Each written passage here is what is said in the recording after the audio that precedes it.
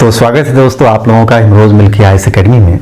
आज हम लोग इतिहास के इतिहास सीरीज में मंदिर विध्वंसीकरण के इतिहास पे चर्चा करेंगे। जो ये मंदिर के विध्वंसीकरण की बातें हमारे दिमाग में आती है तो हम लोगों के दिमाग में मध्यकालीन इतिहास घूमने लगता है, और इसका कारण यह है कि कहीं न कहीं मध्यकालीन इतिहास को 2-3 बिंदुओं पर केंद्रित कर दिया गया है कि इस मध्यकाल में मंदिर तोड़े गए, लोगों का धर्म परिवर्तन कराया गया और निर्दोष लोगों की हत्याएं की गई।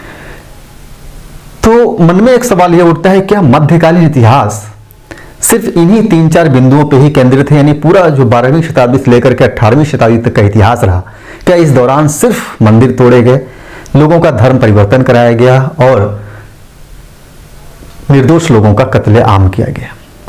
जब आप इसका जवाब खोजने के लिए आगे बढ़ते हैं तो आप पाते हैं कि मध्यकाल के इतिहास में इन 3-4 चीजों को नकारा नहीं जा सकता है। इस कालखंड में मंदिर तोड़े गए, धर्म परिवर्तन भी कराया गया और निर्दोष लोगों को मारा भी गया, लेकिन यह मध्यकालीन इतिहास का एक छोटा सा हिस्सा है जो उस कालखंड में हुआ।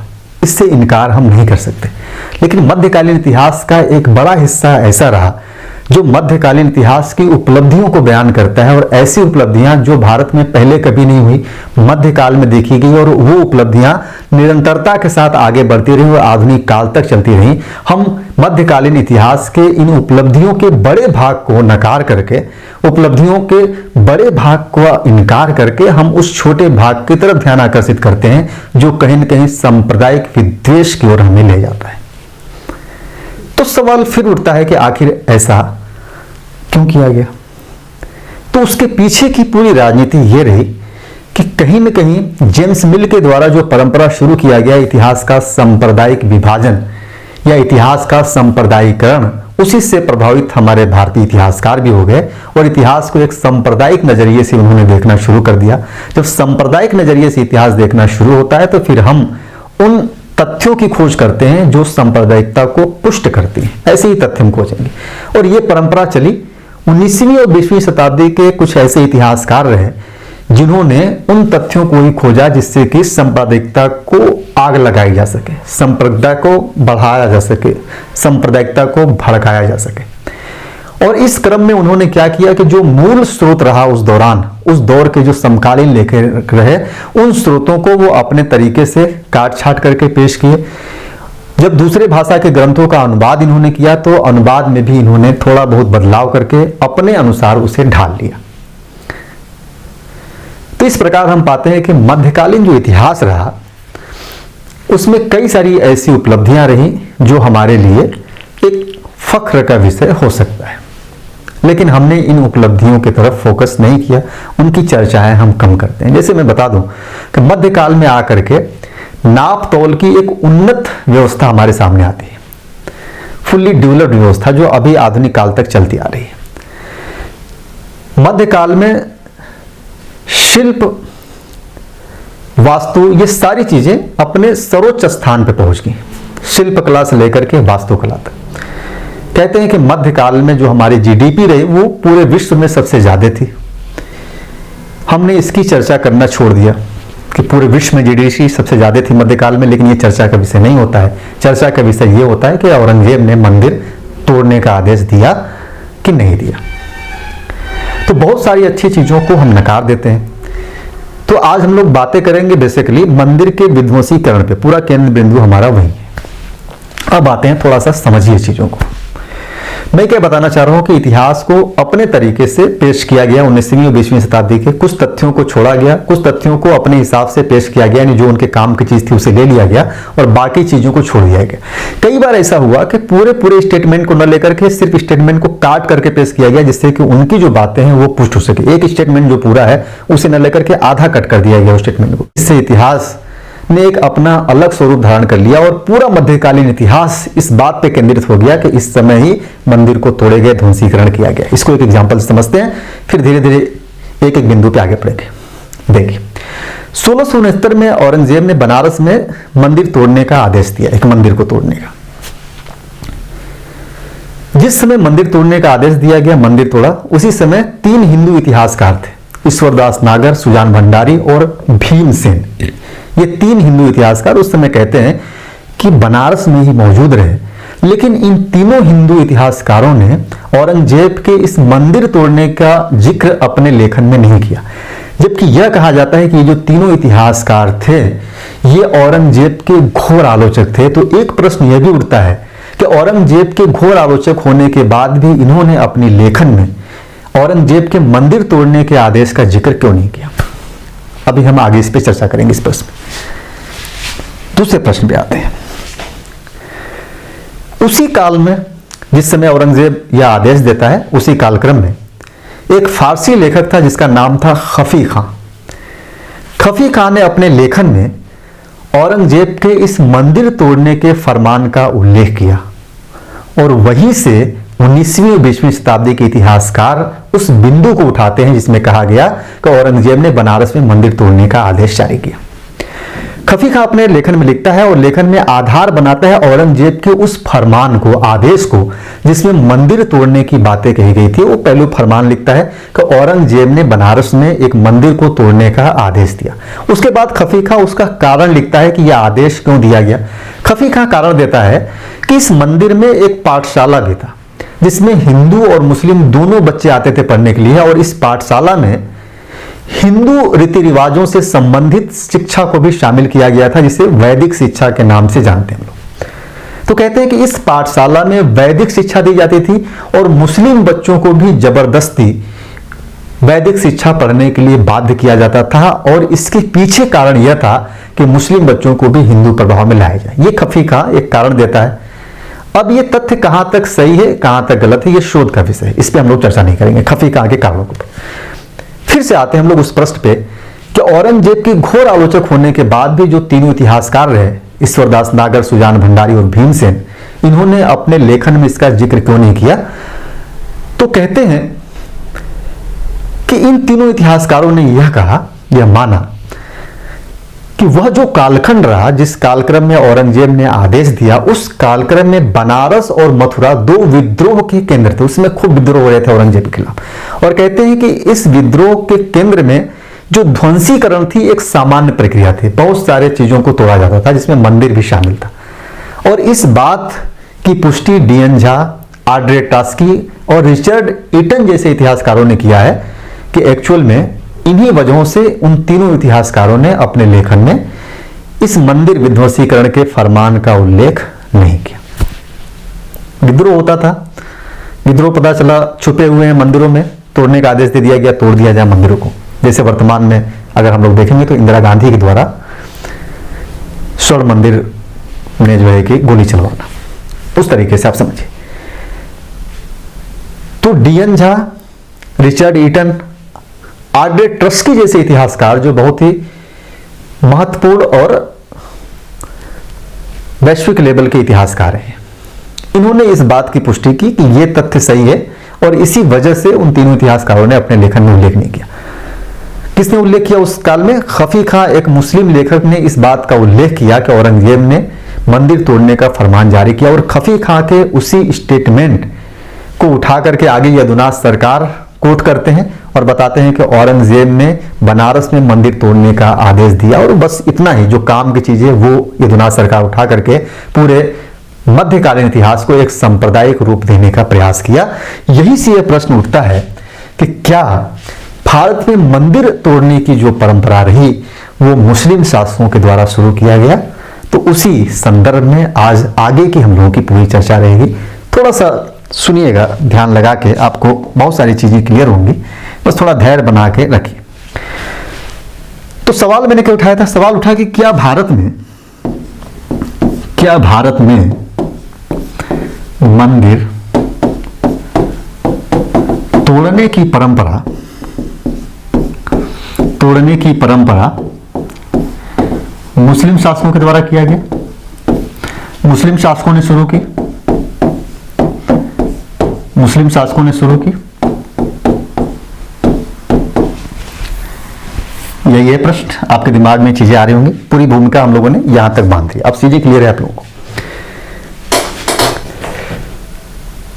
जब हम इस प्रश्न पे विचार करेंगे तो फिर हम लोग मंदिर तोड़ने के इतिहास के क्रम में आगे बढ़ेंगे, देखेंगे कि भारत में कब कब मंदिर तोड़ा गया, तब हम जाकर के इस प्रश्न का एक सही जवाब खोज पाएंगे। जब भारत में मंदिर तोड़ने की परंपरा की शुरुआत की बात करते हैं तो हम पाते हैं कि भारत में मंदिर तोड़ने की परंपरा की शुरुआत प्राचीन काल से रही है, प्राचीन काल से ही रही है। यानी प्राचीन काल में हिंदू शासक ने ही हिंदू मंदिर तोड़ दिए, हिंदू मंदिर तोड़ दिए, और यह परंपरा मुस्लिमों के द्वारा शुरू नहीं किया गया। जैसे बौद्ध और जैन मंदिर तोड़े गए प्राचीन काल में, बौद्ध और जैन मंदिर तोड़े गए प्राचीन काल में। हालांकि इस कालखंड में बौद्ध और जैन एक अलग संप्रदाय था, अलग धर्म था, बाद में चल करके इन्हें हिंदू धर्म में शामिल कर लिया गया। तो चलिए एक बार मान लिया जाए कि इस कालखंड में बौद्ध और जैन मंदिर इसलिए तोड़े गए क्योंकि एक अलग संप्रदाय, जैसे पुष्य में शुंग आता है, ब्राह्मण धर्म को मानने वाला था, तो उसने बौद्ध और जैन मंदिरों को तोड़ा, बौद्ध बिहारों को खूब तोड़ा। हालांकि इसने कुछ बौद्ध बिहारों का निर्माण भी कराया, लेकिन इसने बौद्ध बिहारों को तोड़ा। और कहा जाता है कि उसमें जो बौद्ध भिक्षु रहे उनके गर्दन लाने पे यह एक सोने का सिक्का देने का वादा किया था। तो मान लेते हैं कि ठीक है, उस समय संप्रदाय अलग था, बाद में चल करके बौद्ध धर्म को हिंदू धर्म में शामिल किया गया। तो इस तथ्य को भी हम अगर नकार देते हैं तो भी हम पाते हैं आगे चल करके भारत में हिंदू मंदिरों को तोड़ने की शुरुआत हिंदू शासकों के द्वारा ही किया गया।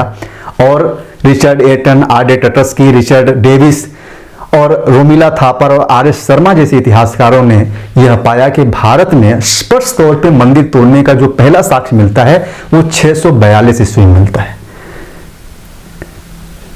जिसमें कहा जाता है कि पल्लव शासक नरसिंह वर्मन प्रथम ने वातापी पे आक्रमण किया, जो चालुक्य शासक पुलकेशिन द्वितीय की राजधानी थी। और कहते हैं कि वातापी पर आक्रमण करके उसने वातापी को तहस नहस कर दिया, और उसी वातापी में चालुक्य शासक का एक मंदिर था, उस मंदिर को तोड़ता है और मंदिर के देवता को अपमानित करता है। तो कहते हैं कि शुरुआत हिंदू शासकों ने किया हिंदू मंदिर तोड़ने की, न कि मुस्लिम शासकों ने शुरू किया। मुस्लिम शासक उसी के आगे चल करके एक पार्ट बने। क्यों बने पार्ट, वो भी आगे क्लियर होगी, पहले देखते चलिए इस चीजों को। पहले अभी हम लोग मंदिर तोड़ने के इतिहास पे चर्चा कर रहे हैं। तो पहला मैंने बताया कौन कौन से इतिहासकार, आर.एस. शर्मा, नाम याद रखिएगा। इसके अलावा Romila Thapar, Richard Eaton, Richard Davis आदि। ये बताते हैं कि भारत में जो पहला मंदिर का विध्वंसीकरण किया गया 642 ईस्वी में, किसके द्वारा, पल्लव शासक नरसिंह वर्मन प्रथम के द्वारा, नरसिंह वर्मन प्रथम के द्वारा। कहां पे, वातापी। ये किसकी राजधानी थी, पुलकेशिन शासक चालुक्य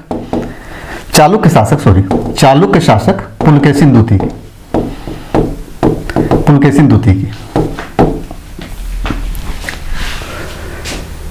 वही वातापी में पुलकेशिन द्वितीय ने एक मंदिर बनवाया था। उस मंदिर में जो है कि गणेश की मूर्ति रखी हुई थी, उसे उठा करके ले जाता है, अपमान करता है और तोड़ देता है मंदिर को। पहला एग्जाम्पल मिलता है। उसके बाद कई सारे ऐसे उदाहरण मिलते हैं, कुछ उदाहरण मैं आपको देता हूं मंदिर तोड़ने का। उसके बाद कहते हैं कि पुलकेशिन द्वितीय की मृत्यु के बाद लगभग 50 वर्षों के बाद चालुक्यों ने उत्तर भारत में आक्रमण किया, उत्तर भारत के एक राज्य पर आक्रमण किया और वहां उन्होंने मंदिरों को तोड़ा और उसमें स्थापित देवताओं का अपमान किया। इसके बाद आगे बढ़ते हैं तो 9वीं सदी में राष्ट्रकूट शासक गोविंद तृतीय कांचीपुरम पे आक्रमण करता है और वहां के मंदिरों को लूटता है। उसके बाद आगे बढ़ते हैं हम लोग, आदि में ही पांड्य शासक श्रीवल्लभ,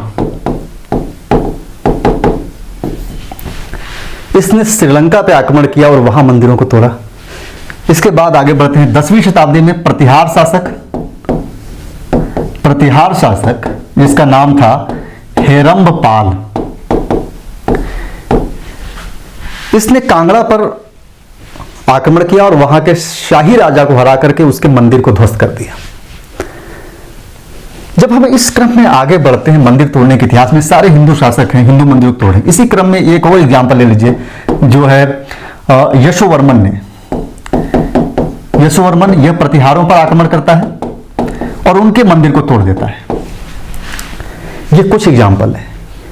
कहते हैं कि ऐसे सैकड़ों ऐसे उदाहरण हैं जिसमें यह पाया गया कि हिंदू शासकों ने ही हिंदू मंदिरों को तोड़ दिया। तो फिर सवाल यह उठता है कि फिर हम मध्यकालीन इतिहास की जब बातें करते हैं तो सिर्फ मध्यकालीन इतिहास में ही मंदिर तोड़ने की चर्चाएं क्यों होती हैं, जबकि उससे पहले जो पूर्व मध्यकाल रहा, उस पूर्व मध्यकाल में सैकड़ों मंदिर हिंदू शासकों के द्वारा तोड़ दिया गया, उसकी चर्चा क्यों नहीं? तो इसका जवाब मिलता है कि चूंकि इस कालखंड के मंदिर तोड़ने की चर्चा करने पर जो एक सांप्रदायिक लाभ मिलना चाहिए वो इतिहासकारों को नहीं मिल पाता। सांप्रदायिक लाभ मिलना तब शुरू होता है जब भारत में मुगलों का, मुसलमानों का आक्रमण होता है, तुर्कों का आक्रमण होता है। उसके बाद जो मंदिरें तोड़ी गई वहां पे चर्चा करने पर सांप्रदायिक लाभ मिला। इस वजह से इतिहासकारों का झुकाव उस तरफ बढ़ा और वो इस प्रकार के लेखन की प्रक्रिया की तरफ आगे बढ़ गए।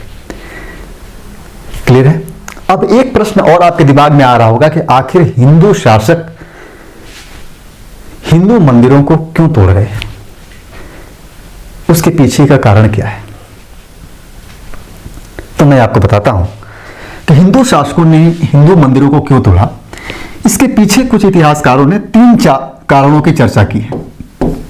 3-4 कारणों की चर्चा की है इतिहासकारों ने। देखिए कौन कौन से कारण। एक प्रसिद्ध इतिहासकार है जिनका नाम है हरबंश मुखिया। हरबंश मुखिया। हरबंश मुखिया बोलते हैं कि जब एक हिंदू राजा दूसरे हिंदू राज्य पे आक्रमण करता था तो आक्रमण करने के बाद जो जीत जाता था तो जीतने के बाद वो मंदिर को तोड़ देता था, मूर्तियों को अपमानित करता था। और उसके पीछे उसका कारण एक ये था कि अपने प्रजा में, जो वहां की प्रजा थी, उस प्रजा को यह भरोसा दिलाना कि जो राजा अपने मंदिरों की रक्षा नहीं कर सका वो तुम्हारी रक्षा क्या करेगा। इससे प्रजा क्या होगी, नए राजा के प्रति कृतज्ञ हो जाएगी, उनकी बातों को मानने लगेगी, उसका विरोध नहीं करेगी, उसके खिलाफ विद्रोह नहीं करेगी। हरबंश मुखिया ये कहते हैं। एक बात और बोलते हैं हरबंश मुखिया, 2 बातें ही बोलते हैं। एक बात और बोलते हैं कि जब राजा मंदिर को तोड़ देगा तो यही प्रजा आसानी से उसे अपना राजा मान लेगी, नए राजा को। फिर इतिहासकार इरफान हबीब ये बताते हैं कि मंदिर तोड़ना एक्चुअल में क्या था। एक प्रकार की जो प्रजा थी, प्रजा को एक प्रकार का ऐलान था। ऐलान इन द सेंस, उनका कहने का मतलब एक प्रकार की धमकी थी प्रजा के लिए कि अब शांति से हमें राजा स्वीकार कर लो, यानी अपना धौक जमाना था। मंदिर तोड़ने का सीधा सा मतलब था कि प्रजा पे अपना धौक जमाना। इसी प्रकार रिचर्ड ईटन जो है, रिचर्ड ईटन बताते हैं, ये कहते हैं कि उपरोक्त जो दोनों मत है उससे सहमत होते हैं रिचर्ड ईटन। 2 कारण। एक कारण बताते हैं रिचर्ड ईटन कि प्रजा पर शासक का अंकुश। मंदिर तोड़ने का सीधा सा मतलब था कि अब शासक ने प्रजा पर अंकुश कर लिया, उसे अपने कब्जे में ले लिया। कहते हैं कि हरबंश मुखिया, इरफान हबीब और रिचर्ड ईटन, तीनों लोगों का जो सार यही है कि मंदिर तोड़ने का सीधा सा मतलब था कि प्रजा में एक प्रकार का भय उत्पन्न करना, प्रजा को एक प्रकार का संदेश देना कि अब नया राजा आ चुका है, और प्रजा में यह विश्वास दिलाना कि पुराने राजा से बेहतर ये नया राजा है, ये तुम्हारी सुरक्षा कर सकता है। और इसके लिए प्रजा में एक प्रकार का भय भी उत्पन्न करना था कि प्रजा विद्रोह न करे। इसलिए मंदिरों को ध्वस्त कर दिया जाता था और उन मंदिरों को टारगेट किया जाता था जो राजा के संरक्षण में निर्मित होता था, जिसको मानता था कि राजा ये हमारे कुल देवता यहाँ पे बैठे। ऐसे मंदिरों को तोड़ दिया जाता था कि राजा के कुल देवता के मंदिर को ही नष्ट कर दिया गया, यानी प्रजा सीधे सीधे नतमस्तक हो जाएगी उसके सामने कि जब हमारा राजा अपने कुल देवता की रक्षा नहीं कर पाया तो हमारी रक्षा क्या कर पाएगा, ये उद्देश्य है। इसके अलावा बाकी कुछ इतिहासकार कुछ अन्य कारणों पर भी चर्चा करते हैं। वो बोलते हैं कि चूंकि मंदिर में जो राजा होता था अपनी कीमती सामान वहां पे सुरक्षित रखता था, मंदिर में कीमती मूर्तियां लगाई जाती थी, सोने की, चांदी की, कई सारे कीमती पत्थर जड़े होते थे। तो बोलते हैं कि उन कीमती धन को प्राप्त करने के लिए भी राजा मंदिर पे आक्रमण कर देता था। ये युद्ध होता था तो युद्ध में भरपाई के लिए, आर्थिक नुकसान क्षति होता था उसके लिए मंदिर पे आक्रमण करके लूट मार कर देता था, है ना। इस प्रकार ये बताते हैं कि प्रजा में एक प्रकार का भय उत्पन्न करने के लिए। तो 3-4 बिंदु सामने आता है कि इस वजह से हिंदू राजा ने हिंदू मंदिरों को तोड़ दिया। और कहा जाता है कि एक्चुअल में हिंदू राजा ने हिंदू मंदिरों को तोड़ा तो ये एक सामान्य घटना थी, ये कोई अनहोनी या इस प्रकार की घटना नहीं थी कि बोला अनहोनी से हो गया, गलती हो गया, या एक ऐसी घटना नहीं थी कि जिसको लोग देख करके आश्चर्य करें कि हिंदू होकर के इसने हिंदू मंदिरों को तोड़ दिया। एक्चुअल में ऐसा कुछ नहीं था, एक सामान्य घटना थी कि एक राजा जब आक्रमण करता था दूसरे राज्य पर तो टारगेट करता था उस राज्य के मंदिरों को तोड़ देता था। राजा को अपमानित, सामने वाले राजा को अपमानित करने के लिए उसके कुल देवता का अपमान करता था। आगे बढ़ते हैं। ये तो हो गया पूरा पूर्व मध्यकाल, यानी लगभग 10वीं शताब्दी तक हिंदू शासक ने हिंदू मंदिरों को तोड़ने की परंपरा की शुरुआत की। तो एक प्रश्न का जवाब आपको यहाँ मिला कि भारत में मंदिर तोड़ने की जो परंपरा रही वो मुस्लिम शासकों ने शुरू नहीं किया, बल्कि हिंदू शासकों के द्वारा ही हिंदू मंदिर तोड़े गए। उसके कारण भी मैंने बताया, 4, 5, 6 कारण रहे। अब आते हैं दूसरे साइड में, बढ़ते हैं अगले चरण में। जब हम बढ़ते हैं दूसरे चरण में कि जब यही घटना मध्यकाल में शुरू होती है, मंदिर तोड़ने की परंपरा, तो इस मध्यकालीन घटना को पूरे तरीके से बना दिया गया सांप्रदायिक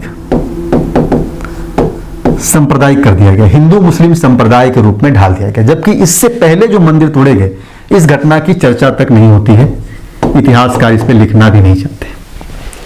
इसके पीछे का कारण मैंने बताया कि जो सांप्रदायिक लाभ प्राप्त होना है, यहां पे लाभ नहीं मिलेगा लेकिन यहां पे लाभ मिलेगा, इसलिए इसे लेकर के ये चलते हैं इतिहासकार सांप्रदायिक लाभ लेने के लिए, और इसलिए वजह से यहां पे चर्चा होती है। आगे बढ़िए, पढ़ते हैं हम लोग, आगे बढ़ते हैं। जब मंदिर तोड़ने की बातें होंगी तो एक शासक की चर्चा किए बिना हम आगे नहीं बढ़ सकते। कौन शासक, आपको कुछ याद आ रहा है? कश्मीर का शासक है लोहार वंश का, जिसे बोलते हैं लोग हर्ष। भारत में अगर मंदिर तोड़ने के इतिहास की बातें की जाए तो वो इतिहास अधूरा है जब तक कि हर्ष का उल्लेख न किया जाए। यह कश्मीर का शासक था और राजतनगड़ी में बड़ी विस्तार से लिखा गया है इन घटनाओं के ऊपर। कहते हैं कि हर्ष इतना लालची था, इतना धन पिपासु था कि इसने मंदिरों को टारगेट किया और मंदिर तोड़ना इसने शुरू कर दिया, मंदिरों से धन लूटना इसने शुरू कर दिया। यह कहा जाता है कि हर्ष के काल में कश्मीर का कोई ऐसा शहर, कोई ऐसा कस्बा नहीं बचा होगा जहां के मंदिरों को न लूटा गया हो, जहां के मंदिरों को न तोड़ा गया है। कहते हैं कि हर्ष ने मंदिर तोड़ने के लिए बाकायदा एक विभाग बनाया था और उस विभाग का नाम था देवोत्पाटन। ध्यान रखिए, हर्ष ने एक पूरा विभाग बनाया था जिसका नाम था देवोत्पाटन, देवोत्पाटन विभाग था। और इस विभाग का जो प्रमुख होता था, इसका काम होता था अपने गुप्तचरों के माध्यम से मंदिरों का पता लगाना जहां पे धन संचित हो, जहां पे कीमती मूर्तियां लगाई गई हो। और ये विभाग ऐसे मंदिरों की खोज करता था कश्मीर में, और खोज करने के बाद फिर वहां पे आक्रमण करके उसे तोड़ दिया जाता था, उसे कब्जे में ले लिया जाता था। कहते हैं कि हर्ष की धन लिप्सा इतनी ज्यादा बढ़ गई थी, इतनी ज्यादा बढ़ गई थी कि मंदिर तोड़ने के क्रम में वो इतना ज्यादा अत्याचारी, क्रूर बन गया कि इतिहास में उसे नीरो की संज्ञा दे दी गई। और कहते हैं कि इसी क्रम में वह इतना ज्यादा आगे बढ़ गया कि भारतीय इतिहास में, यूं कहिए कि पूरे विश्व इतिहास में ऐसा कोई एग्जाम्पल नहीं मिलेगा, कोई ऐसा शासक नहीं मिलेगा जिसने शौच पर भी कर लगा दिया। सोच पर भी कर लगा दिया, सोच कर लगाने वाला पूरे विश्व का एकमात्र शासक है हर्ष। लोगों के सोच पे कर लगा दिया उसने। आप सोचिए कि मध्यकाल के इतिहास में जजिया कर लगाया गया जिसकी चर्चाएं खूब होती हैं। क्या आपने कभी ये सोचा है कि सोच कर की चर्चा कभी होती है कि सोच कर क्यों लगाया गया?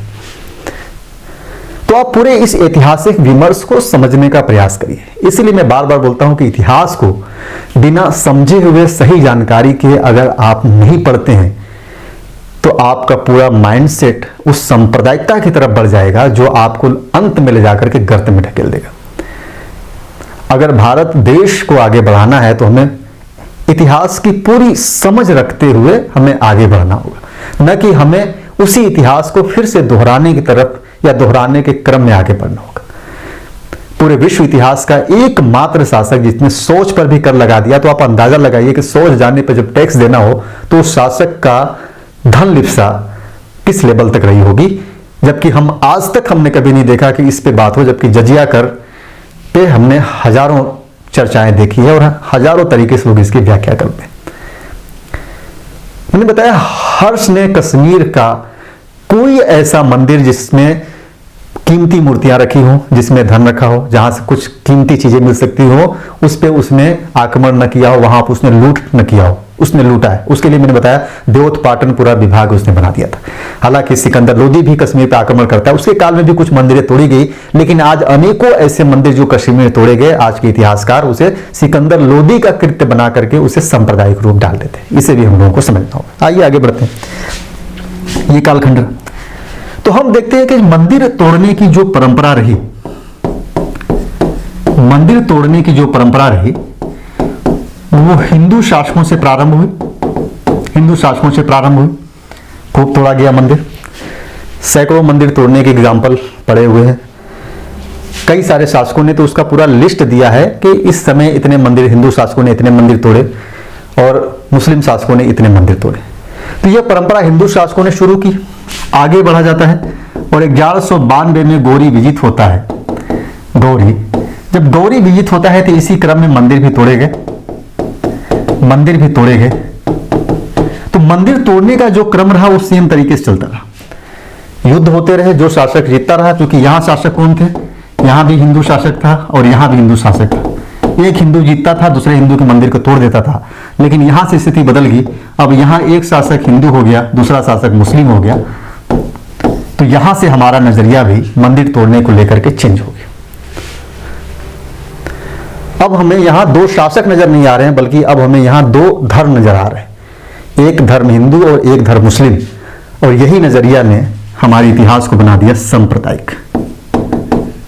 सांप्रदायिक।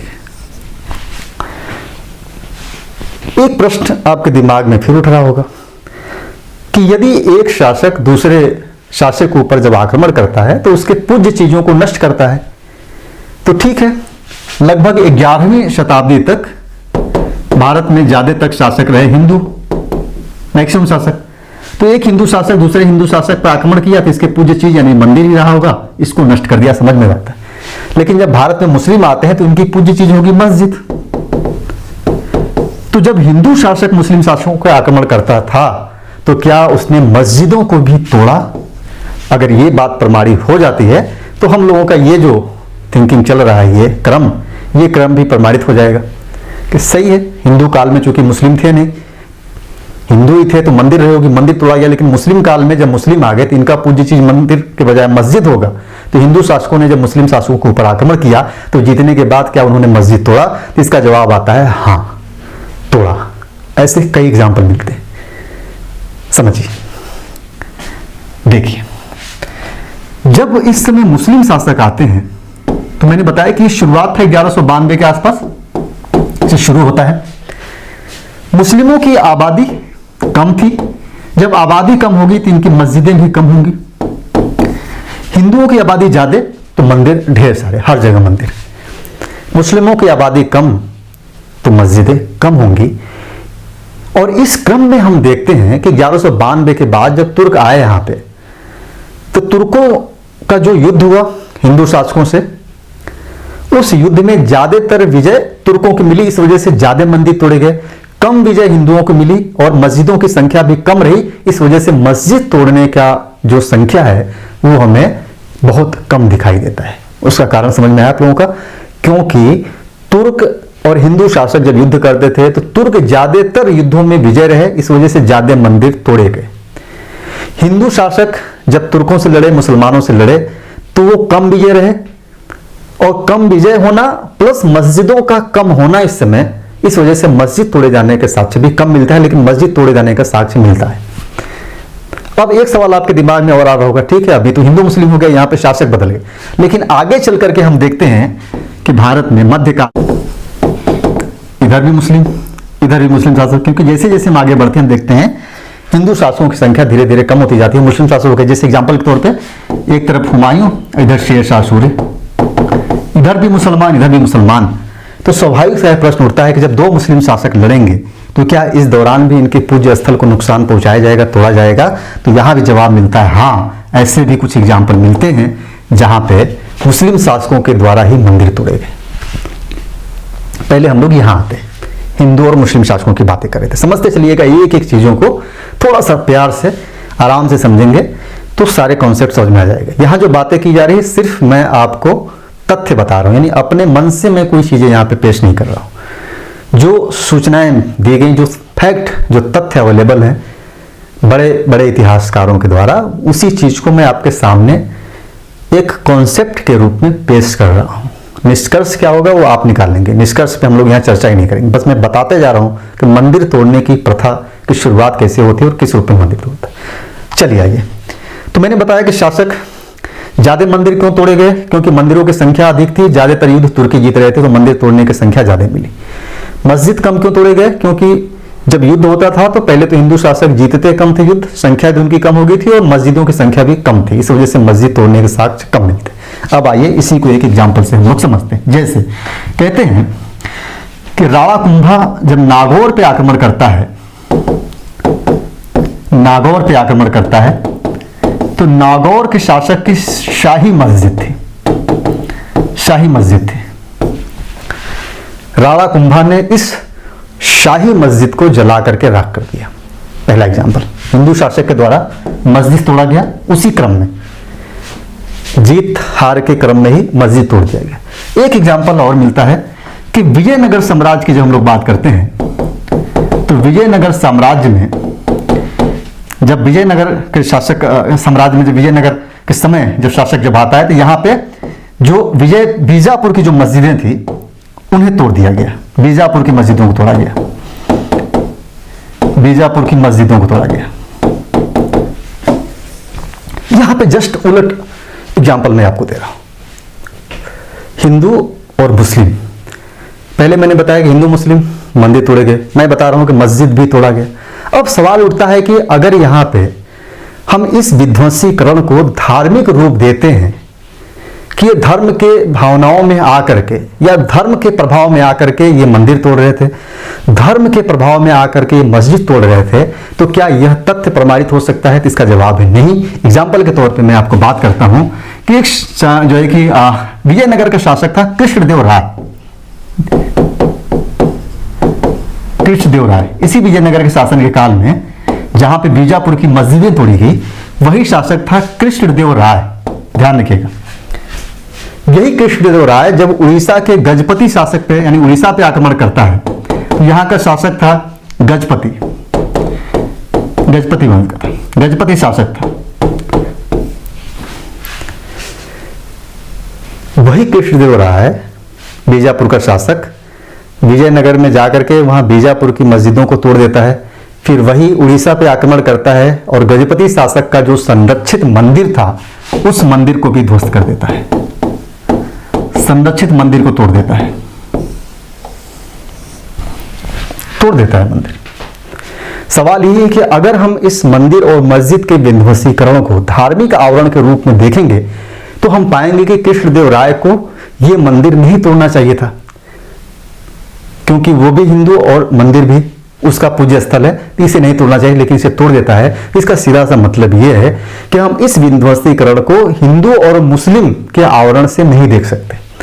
अगर हिंदू और मुस्लिम के आवरण से देखेंगे तो सीधा सा मतलब कि जो हिंदू शासक है वो मंदिर को नहीं तोड़ेगा और जो मुस्लिम शासक है वो मस्जिद को नहीं तोड़ेगा। लेकिन हम देख रहे हैं कि हिंदू शासकों के द्वारा मस्जिदें तोड़ी गई, हिंदू शासकों के द्वारा मंदिर भी तोड़ा गया, वहीं मुस्लिम शासकों के द्वारा मंदिर तोड़ा गया और मुस्लिम शासकों के द्वारा मस्जिद भी तोड़ा गया। आगे बढ़ते हैं, देखिए कृष्णदेव राय की बात कर रहे थे, उड़ीसा पे आक्रमण करके वह गजपति शासक द्वारा संरक्षित मंदिर को ध्वंस कर देता है और कहते हैं कि इसमें जितनी भी मूर्तियां थी सिर्फ कृष्ण की मूर्ति को छोड़ करके बाकी मूर्तियों को अपमानित करता है और कृष्ण की मूर्तियों को उठा ले जाता है। लोग बोलते हैं कि यह यदुवंशी शासक था कृष्णदेव राय, इस वजह से वह इन मूर्तियों को उठा ले जाता है। अब आते हैं मुस्लिम शासकों के द्वारा मस्जिद तोड़े जाने का प्रमाण मैं औरंगजेब से ही उठा करके वो उदाहरण देता हूं, क्योंकि औरंगजेब को कहते हैं कि सबसे कट्टर धार्मिक मुसलमान था, तो स्वाभाविक सी बात है कि कट्टर धार्मिक मुसलमान कभी भी मस्जिद तोड़ने की बातें नहीं करेगा। लेकिन कहा जाता है कि औरंगजेब ने गोलकुंडा के शाही मस्जिद को तोड़ने का आदेश दे दिया, गोलकुंडा के, ध्यान रखिए, और उस मस्जिद को तोड़वा देता है औरंगजेब। बताते हैं कि औरंगजेब जब टैक्स लेने के लिए उसके अधिकारी पहुंचते हैं तो गोलकुंडा के जो शासक रहे वो टैक्स देने से बचने के लिए अपनी पूरी जो खजाना रहा वो जा करके एक मस्जिद के नीचे दफना देते हैं, गाड़ देते हैं, छुपा देते हैं। उन्हें लगता है कि औरंगजेब मस्जिद में चेक नहीं करेगा, वो मस्जिद की तरफ नहीं जाएगा। लेकिन बाद में जो ही औरंगजेब को पता चलता है कि इन्होंने अपनी सारी संपत्ति मस्जिद के अंदर छुपा करके रखी, तो औरंगजेब आदेश देता है कि उस मस्जिद को तोड़ दिया जाए। तो औरंगजेब के द्वारा गोलकुंडा के शाही मस्जिद तोड़े जाने का भी प्रमाण मिलता है, उपलब्ध मिलता है। तो इन सभी बातों से हम कुछ निष्कर्ष पे हम लोग पहुंचते हैं, कुछ निष्कर्ष पे हम लोग पहुंचते हैं। पहले कुछ चीजों को देखें, जैसे 10वीं शताब्दी तक, 10वीं 11वीं शताब्दी तक, 10वीं 11वीं शताब्दी तक देश में जो अधिकांश शासक रहे वो हिंदू रहे। 11वीं शताब्दी के बाद भारत में तुर्क आक्रमण हो गया, तुर्क आक्रमणकारी आ गए, और इसके आने से मैंने बताया कि विचारों में आ गया बदलाव। अधिकांश शासक हिंदू रहे इस समय। हिंदू ने हिंदू के ऊपर आक्रमण किया, ढेर सारे मंदिर तोड़े गए। लेकिन 11वीं शताब्दी में तुर्क आते हैं, तो इस समय जो कि विजेता थे ज्यादा, तो मैंने बताया मंदिर ज्यादा ध्वंस हुआ, और मैंने कारण भी बताया था क्योंकि ये ज्यादा युद्ध जीतते थे।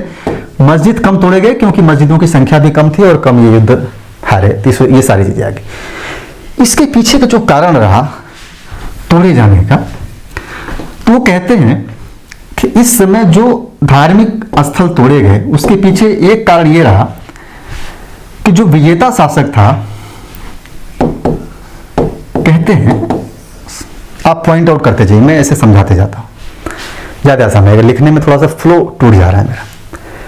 तो निष्कर्षतः हम ये देखते हैं कि विजेता शासकों के द्वारा धर्म स्थल तोड़ने की एक परंपरा बहुत लंबे समय से चली आ रही थी, जिसे हमने बताया प्राचीन काल से बौद्ध और जैन मंदिरों से शुरू करते हैं, तो हिंदू शासकों के द्वारा हिंदू मंदिरों से शुरू करते हैं, और मध्यकाल में आकर के देखते हैं कि मुस्लिम शासकों के द्वारा मंदिर और हिंदू शासकों के द्वारा मस्जिद, मुस्लिम और मुस्लिम शासकों के द्वारा मस्जिद, हिंदू और हिंदू शासकों के द्वारा मंदिर तोड़ने की परंपरा चली आ रही है। जो शासक रहा, जो विजित रहा, वो तोड़ दी, एक परंपरा चली आ रही थी। दूसरी चीज मैंने बताया, अच्छा ये तो हो गया परंपरा चली आ रही थी। दूसरी चीज मैंने बताया कि चूंकि अपने वर्चस्व को सिद्ध करना है कि मैं ज्यादा वर्चस्वशाली हूं, तो वर्चस्व का डंका बजाना था, इस वजह से।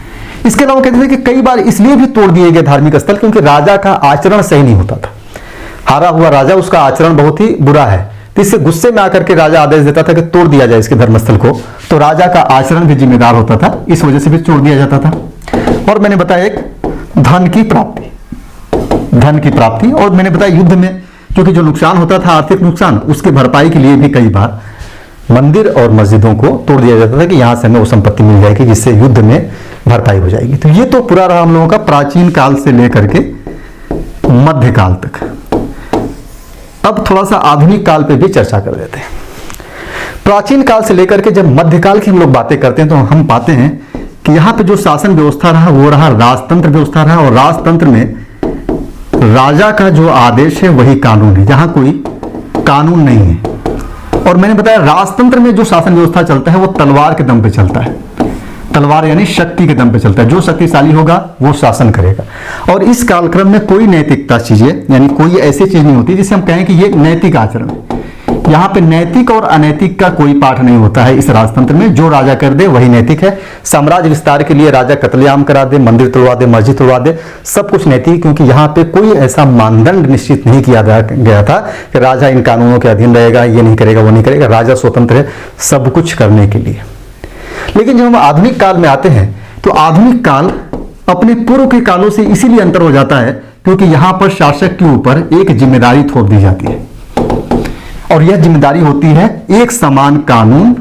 और चूंकि इस समय हमारा संविधान आ गया था तो संविधान की जिम्मेदारी होती है कि अब यहां पे शासक कोई ऐसा आचरण नहीं करेगा जो राजशाही के प्रतीक के रूप में हो, कि शासक ने सोच लिया तो कर लिया। शासक के पास एक कानून है, उसके अधीन रहकर काम करेगा, क्योंकि यहां शासक नहीं है बल्कि शासक यहां पे सेवक होता है। लोगों ने उसे अपने सेवा के लिए नियुक्त किया है, न कि अपने ऊपर शासन करने के लिए। आधुनिक काल में आते हैं तो हम पाते हैं कि जब अंग्रेज आते हैं तो इस दौरान हम देखते हैं कि अंग्रेजों के काल में कोई मंदिर और मस्जिद तो नहीं तोड़े गए, न तो मंदिर तोड़ा गया नहीं मस्जिद तोड़े गए। लेकिन कहा जाता है कि ये जो पूरा कालखंड रहा मध्यकाल का, जिसमें सांप्रदायिक इतिहासकारों ने जो बीज बोए, उस बीज ने एक ऐसे वर्ग को जन्म दे दिया जो धार्मिक रूप से उन्मादी है, धार्मिक रूप से उन्मादी है। ऐसे भीड़ को जन्म देती है। इस भीड़ को जन्म देने में, यानी आपको पूरी तरीके से उन्मादी बनाने में उन सांप्रदायिक इतिहासकारों की देन रही, जिन्होंने इतिहास को तोड़ मरोड़ करके एक दूसरे निष्कर्ष पर जाकर के आपको छोड़ दिया और बता दिया कि मध्यकाल में यह परंपरा रही, धार्मिक विद्वेष के कारण मंदिर तोड़े गए। उसने एक भीड़ को जन्म दे दिया। जब आधुनिक काल में आता है तो इसी भीड़ ने कई सारे मस्जिदों के ऊपर कब्जा कर लिए, मस्जिदों के ऊपर कब्जा कर लिए। मुगलों के द्वारा बनाए गए कुछ इमारतों को मंदिर बना दिया गया। ये आधुनिक काल की बातें कर रहे हैं, और मैंने बताया कि आधुनिक काल वह कालखंड है जहां पे कानून, संविधान जैसी चीजें, ये भी आपके दिमाग में होनी चाहिए। ये मध्यकाल नहीं। और इन उन्मादी भीड़ों के द्वारा ये जो कृत्य किया गया, इस कृत्य को रोकने का प्रयास आधुनिक लोकतांत्रिक सरकारें भी नहीं कर पाई। आइए समझते हैं इसको तथ्यों के एस्पेक्ट में। देखिए, कहते हैं कि 14वीं सदी की बात करते हैं हम लोग। 14वीं सदी में औरंगाबाद में, औरंगाबाद में महाराष्ट्र में, मुबारक शाह खिलजी ने एक मस्जिद बनवाया था।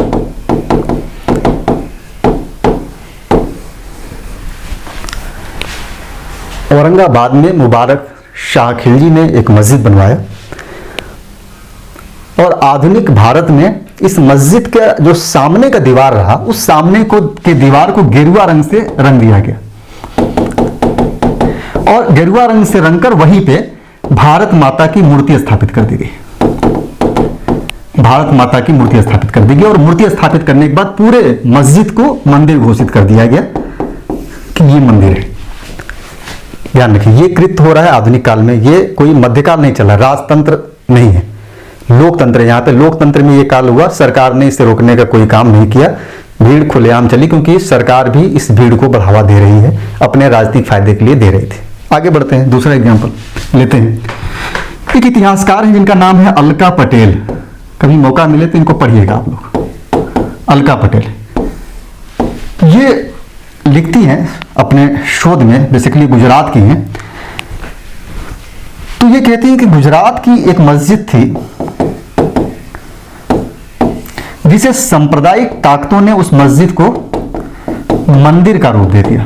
इस प्रकार एक इतिहासकार जिसका नाम है रुचिका शर्मा, रुचिका शर्मा, ये मांडू पे शोध करती हैं। मांडू पे इन्होंने शोध किया है, और मांडू पे शोध करते हुए इन्होंने बताया कि इस काल में अकबर ने मांडू में एक महल बनवाया था। अकबर द्वारा महल बनवाया गया था, और इस महल में जबरदस्ती शिवलिंग स्थापित कर दिया गया। शिवलिंग स्थापित कर दिया गया, और शिवलिंग स्थापित कर इसे नीलकंठ मंदिर का नाम दे दिया गया। नीलकंठ मंदिर बना दिया गया, मंदिर बना दिया गया। इसी प्रकार कहते हैं कि मांडू में ही, रुचिका शर्मा बोलती हैं कि मांडू में ही एक जो है कि गार्ड हाउस था, गार्ड हाउस। इसे भी उन्हीं सांप्रदायिक ताकतों के द्वारा, उन्मादी भीड़ के द्वारा राम मंदिर घोषित कर दिया गया। राम मंदिर घोषित कर दिया गया। ये आज भी मौजूद है ये सारी चीजें, और कहते हैं कि ये जो सारा परिवर्तन हमें देखने को मिल रहा है, मस्जिदों को मंदिर बना देना जबरदस्ती उसी उन्मादी भीड़ के द्वारा, कई सारी इमारतों को मंदिरों के रूप में कन्वर्ट कर देना, ऐसे ढेरों एग्जाम्पल है इन्होंने दिए। ये मैं कुछ एग्जाम्पल आपको दे रहा हूं। मंदिर बना दिया गया। ये सारी चीजें, ये सारा परिवर्तन हो रहा है 19वीं सदी में, जिसे आज भी देखा जा सकता है। इतिहास में ऐसे अनेकों उदाहरण हैं जहां मस्जिदों को मंदिर बना दिया गया, और ये तब हो रहा है जब हमारे पास एक समान संविधान और समान कानून है।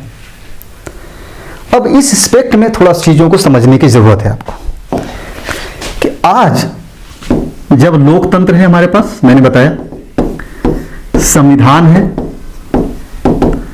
कानून है, इस काल में मस्जिदें मंदिर बना दी जा रही हैं। तो आप कल्पना करिए वह काल जब न तो लोकतंत्र था, यानी पूरी तरीके से तानाशाही व्यवस्था थी, तलवार के दम पे शासन चलता था, राजा का आदेश ही कानून होता था, आदेश ही कानून होता था। तो ऐसे कालखंड में जो मंदिर या मस्जिद तोड़े गए, हम उस पर किस प्रकार से प्रश्न चिन्ह लगा सकते हैं, किस आधार पे आप उस पर क्वेश्चन मार्क लगाएंगे। जब आप इस कालखंड में मस्जिदों को मंदिर बनाए जाने पर क्वेश्चन मार्क नहीं लगाते हैं, तो आप उस कालखंड की चीज़ों पे क्वेश्चन मार्क किस लगा सकते हैं? नहीं लगा सकते, क्योंकि मैं बताया कि पूरी परंपरा थी। इतिहासकारों ने सिद्ध कर दिया कि एक परंपरा था, वो कोई धार्मिक विद्वेष में आकर के चीज़ें नहीं की जा रही थी, वो परंपरागत रूप से चला आ रहा था। तो ये रहा भारत में मंदिर तोड़ने का पूरा इतिहास। प्राचीन काल से आधुनिक काल तक की चीज़ों को हम लोगों ने समझा, हम लोगों ने देखा और जाना। तथ्यों के आलोक में हम लोगों ने सारी चर्चाएं की। कौन कौन से इतिहासकारों ने बातें किया, मैंने उन इतिहासकारों का नाम भी आपको दर्शाया, जिससे कि आप चाहें तो उन सोर्सेज को पढ़ सकते हैं, खोज सकते हैं। बाकी निष्कर्ष क्या होना चाहिए, क्या नहीं होना चाहिए, ये आपके विवेक पे मैं छोड़ता हूं कि आप किस निष्कर्ष पे जाते हैं और इतिहास को किस धारा में ले जाना चाहते हैं, और स्वयं को देश के एक अच्छे नागरिक के रूप में या उन्मादी भीड़ के रूप में स्थापित करना चाहते हैं। ये आपके ऊपर छोड़ता हूं। मिलते हैं फिर दूसरे किसी इंटरेस्टेड टॉपिक पर।